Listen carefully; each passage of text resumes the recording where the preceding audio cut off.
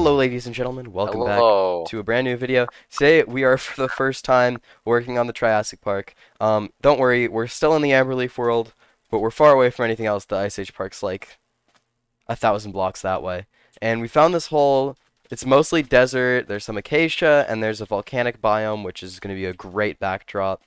But this is going to be our Triassic Park. We have I tell you, started... we're also slightly depressed. We are slightly depressed. There was an oil explosion, and we lost a bunch of our progress. But we're gonna get some construction workers from Amberleaf, some cheap construction labor, and get that complete. Anyways, we're really excited to work on the Triassic Park. IGN hasn't actually seen the lab. I'm gonna show him around. Oh, and this is for you, IGN. This is something new as of the new Prehistoric Nature update. Wow, it can teach me things on the Upseobothrus. And no, I'm more of a business guy. Since you are, why don't you supervise the lab? Yeah, so we did this on stream. It was like 4 hours to celebrate the new update. But yeah, so these are the new benches. You can't unfortunately like actually sit on them, but they're really cool decorations. This is like the lobby. So this is where normal people are allowed to go. And then this right here is just a little like help desk. So this is the lab. Wow. Don't go through these doors yet. This is like, well, I'll show you the main lab area. So this room is ecological studies. We have jars and cages so that we can trap and move. Oh wow, that's cool. Also, oh my god. I love all of the unmined oh my god. coal on the ceiling. I didn't know this before. Check this out. Paleopedia with the block. Oh, I can view the entry. That's cool. We're gonna have 3 greenhouses when the lab is completely done.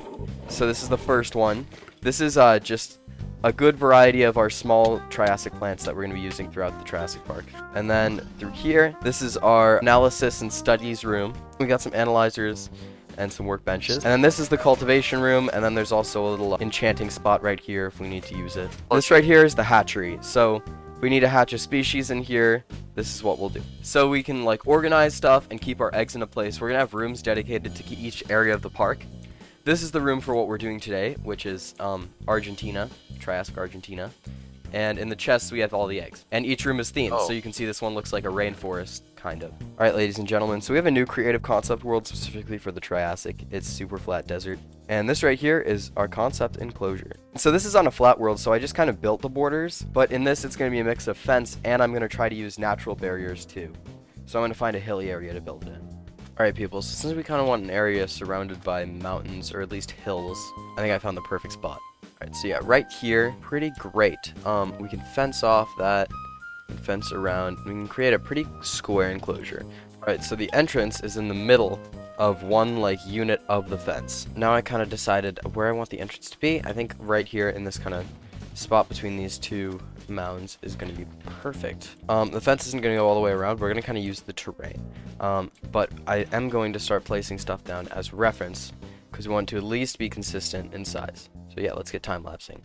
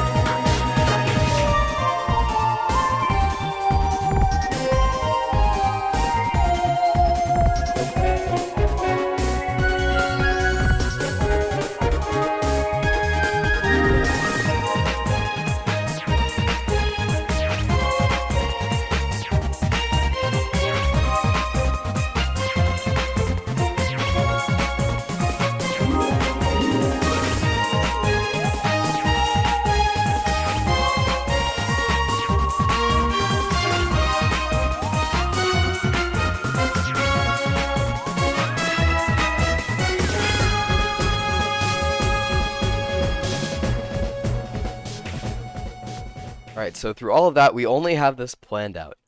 Yeah, that was an hour of work, but you know, I have to get it exact right, and this is going to help us out a lot. Now we can see how big it is, and it is quite big, and it's divided into our sectors, and we have dirt towers marking the important spots. So, like that corner, corner, corner, corner, corner, viewing thing. And there's the tunnel is going to be going through there. Alright people, earlier today we had a 3-hour live stream where we built all the fences and we created all these natural boundaries so the animals couldn't escape. Next we have to terraform this area. The viewing gallery is obviously not finished, so I'm gonna finish that and then we're gonna get the terraforming done. Oh, I also forgot to show off our dams. So the fence differentiates here so that we can have these dams because we want this natural river to be preserved, but we can't have the dinosaurs escaping, right?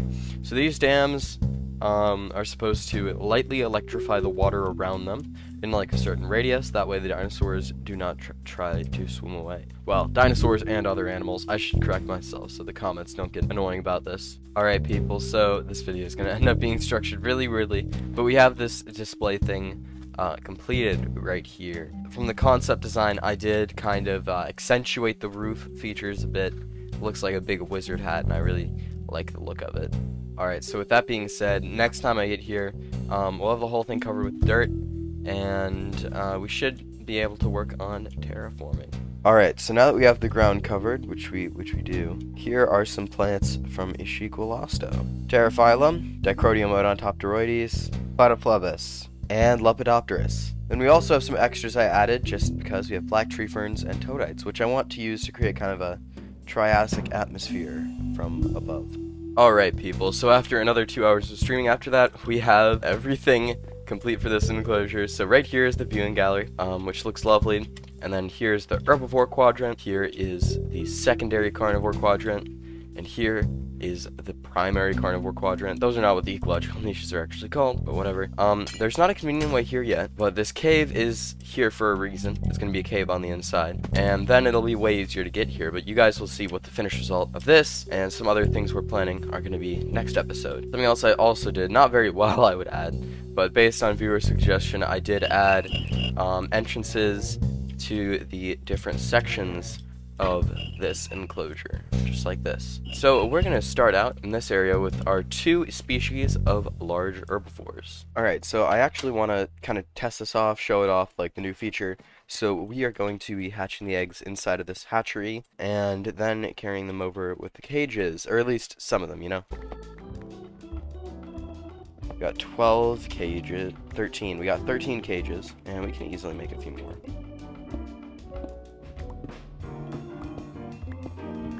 Oh no, he's digging straight down in Minecraft. And there we go. I mean, I'll just mine this whole thing, because there's no point in not doing that. Alright, yeah. We got our iron. Let's grab 1 singular ingot. Surround it with sticks. We got 3 more cages. Alright, so here we're just starting out with all of our small herbivores. Or large herbivores. So I'm glad we made them more cages. It looks like we have overall 15 of these. And we're going to hatch them in here. And yep. Eggs everywhere. So these don't tame, so we don't have to worry about being around too much. So we're gonna grab the primary carnivore and the secondary carnivore eggs right here. Based on the sheer amount of noise, oh no, the stuff is dying. From what I can tell, we've only lost 2 Mosaurus. All right, so we're gonna start caging some of these. So, yep, the Mosaurus are untextured as babies, which is kind of annoying, but this is still being worked on as we speak. Let's find all of our creatures, cage them. We're going to transport them over in a sec. Now, based on the size of the Silosuchus, they're going to be a little hard to find, so let's really look around in here. There you are. There's a few of you, yep. Oh, there's another Mosaurus. Alright, there we go. This seems really mean, but they will have a much bigger habitat than this little hatchery. We're gonna have to get rid of that button. We're gonna place that down. Got one right here too, and one right there. All right, so this one's not inside of the cage. It is attacking me though. All right, little one. There. Yeah, we're gonna break the window. Bad idea, but you know. All right, you guys all. I feel like they keep escaping. Okay, we'll grab the Mosaurus. That one needs to be caught. Not with a cage that already has a creature in it, though. I remember empty one. Catch you. Something's gonna get out, I just know it, but... Alright. You are gonna... scoot. We need leaves. We're gonna collect some nice acacia leaves. Okay, I think everything is gonna be contained within this area. So, there. Got one of them right here. Thank you for that, Mr. Silasuchus. Another little Silasuchus right here. Got 6 Silasuchus, 3 Mesosaurus, and there are probably more that we've totally lost. But if this turns out to be a huge disaster, we'll see later. Let's start by releasing our Mesosaurus. And these are only 3, so yeah, one of the issues with the cages is that sometimes the animals just walk out of them. But yep, we got our Mesosaurus right here. Let's give them some food. Alright, so they're right now untextured. I will probably come back and show them off when they're adults, but these are Mesosaurus. This enclosure is based on the Ischigualasto formation, and Mesosaurus, though being from southern Argentina, is not from the Ischigualasto formation. Now, based on geography, we can assume that they lived here, but they are very late Triassic, like end Triassic, early Jurassic. These are the ones that I've always wanted to do if I did a Triassic Argentina park, so that is why we're doing these. Anyways, originally when these were found in the 80s, a bunch of juvenile skeletons were discovered. They were called mouse lizard because scientists assumed that they were very small dinosaurs. But then they found the adults, realized that wasn't true, and now the name doesn't really make sense. But they are very cute, and we will get a look at them when they're fully grown. And we might also breed them a little bit in future episodes so that we can get the population up past just 3.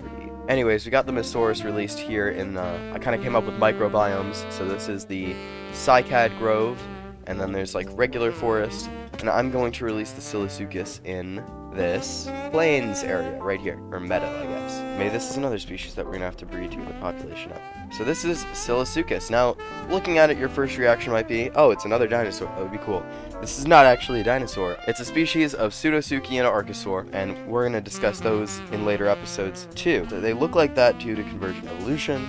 The dinosaur body shape worked really well to survive in this environment, and these are actually Shuvasaurid papasauroids, which is a specific group that we will talk about later. But essentially, these are more closely related to modern-day crocodiles and modern-day reptiles than dinosaurs. And during the Triassic period, where we are now, Pseudosuchians like this really dominated the landscape, and this is why the Triassic period is arguably not really the age of dinosaurs, part of the Mesozoic, because dinosaurs really weren't the dominant group of animals on the planet at the time. Now, a feature you just saw me accidentally show off was the Paleopedia, so we're going to click it on these and you can kind of see. These are all from my creative world, that's how we have this information. I don't think it's actually supposed to transfer over like this, but whatever. Let us see if the Paleopedia has anything else to say about these animals. That's what it's going to look like when they're adults. They're untextured right now, and you can see Saurischia, Sauropodomorpha, Mesouridae.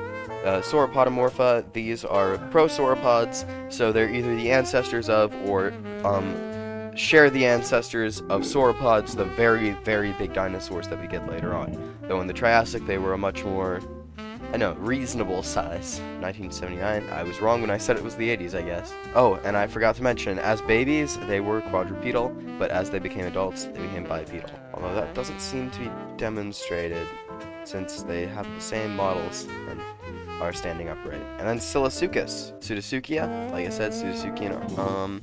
Alright, and then it looks like I also didn't really miss any information on Silasuchus. Alright, so while we're waiting for those to mature, we are going to hop over to the primary and secondary carnivore sections and take a look at those. Alright, so 3 eggs of the primary carnivore, we're going to place them down.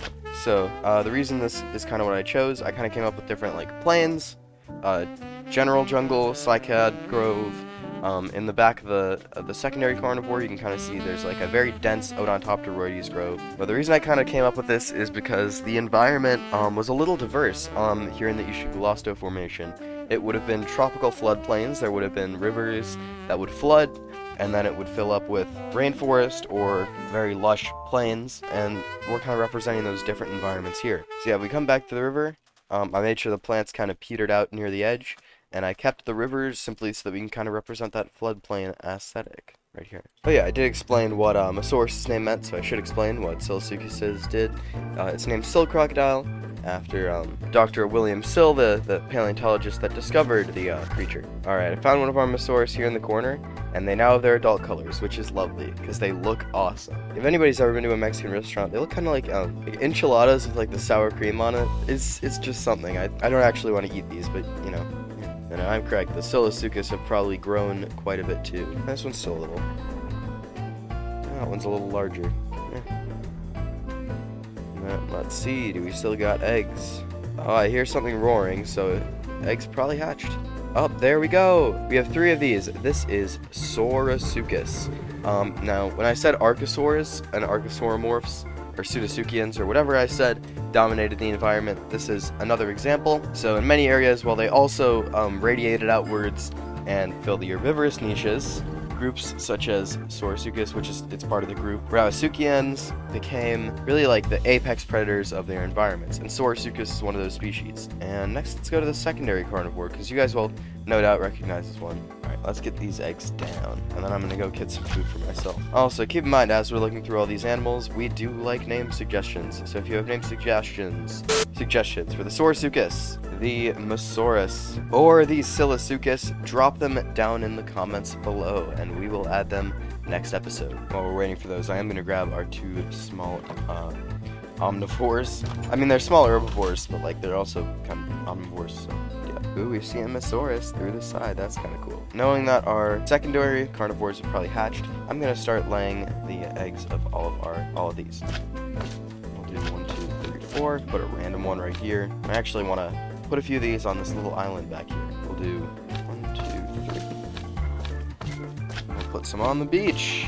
Then we'll put some in the plains. We'll put some by the door. And we'll put some where it hurts my brains. That was so incredibly cringe. I apologize. Ooh, we can put them on the rotting log. Sure. Alright, I can hear these have hatched. We got 5 of these in here. These are Herrerasaurus, probably the most famous animal out of all of the ones in this park.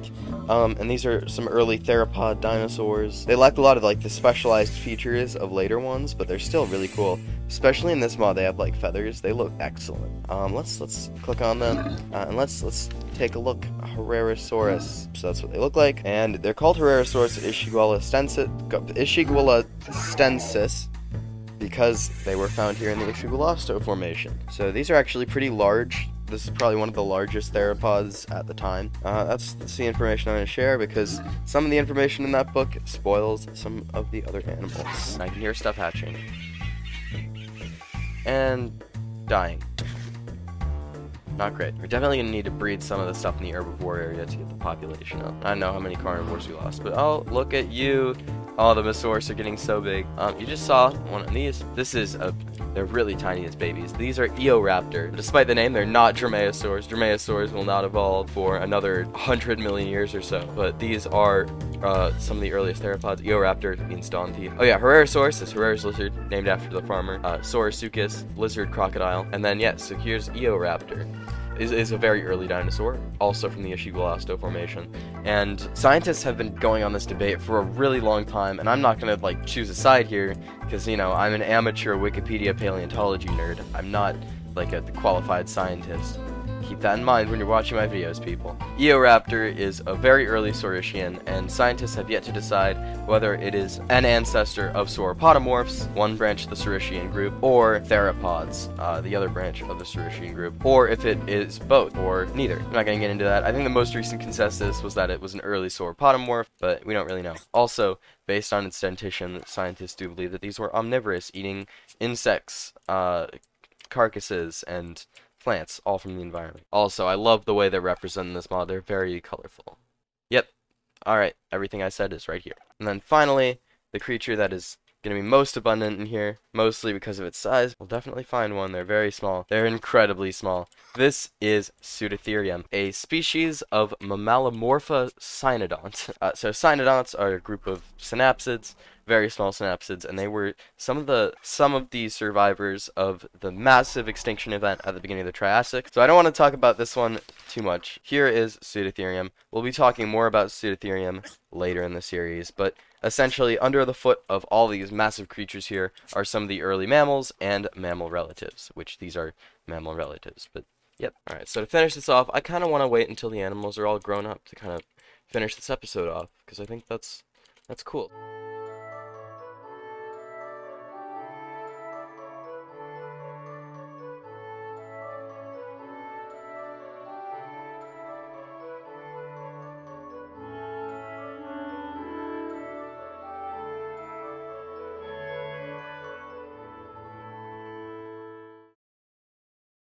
Alright, so it's been a few in-game days. Not everything's grown up yet, but I think we did an amazing job with the enclosure today, and I think this is a great way to start out Minecraft Triassic Park. Next time we'll be doing a similar enclosure, but with a completely different climate. We'll be doing early to mid-Triassic in the Karoo Basin in South Africa. So stay tuned for that. I'll try to get it out as soon as possible. Suggest names for all 6 species here. Obviously, like every single pseudotherium doesn't really need a name, but some of our larger animals could certainly use them, and it would certainly make it cool. So leave your name suggestions. Don't worry how crappy you think they are. I think they're amazing. Thank you so much for watching. We'll see you next time. Goodbye.